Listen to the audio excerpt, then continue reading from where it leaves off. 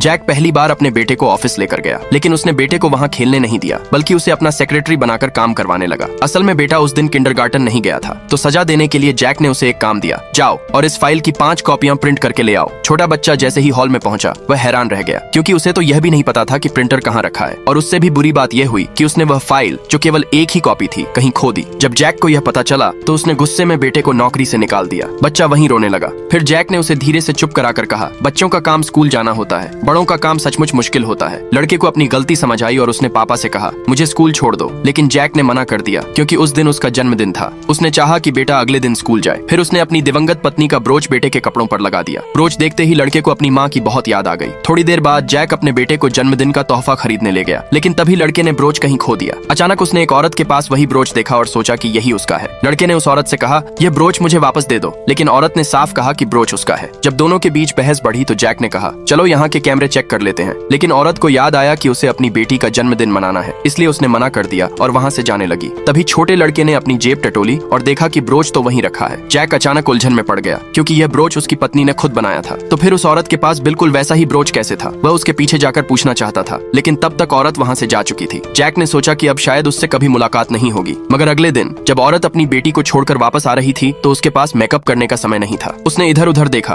कोई नहीं था, तो कार की खिड़की को आईने की तरह इस्तेमाल करने लगी। कार के अंदर बैठे जैक ने अचानक उसे लिपस्टिक लगाते देख लिया। उसने तुरंत शीशा नीचे किया। औरत को बहुत शर्मिंदगी हुई। वह जल्दी से वहाँ से जाना चाहती थी, लेकिन गलती से फिसल गई। जैक के मन में अब भी ब्रोच का सच जानने की इच्छा थी। उसने सबसे पहले औरत से माफी मांगी, फिर उसने उसका नंबर मांगना चाहा, लेकिन औरत ने साफ मना कर दिया। तब जैक ने अपनी कार पर लगी खरोंच की तरफ इशारा किया। यह देखकर औरत घबरा गई। उसे लगा कि शायद जैक मुआवजा मांगेगा। मजबूरी में उसने अपना कॉन्टैक्ट नंबर एक पर्ची पर लिखकर कार पर चिपका दिया।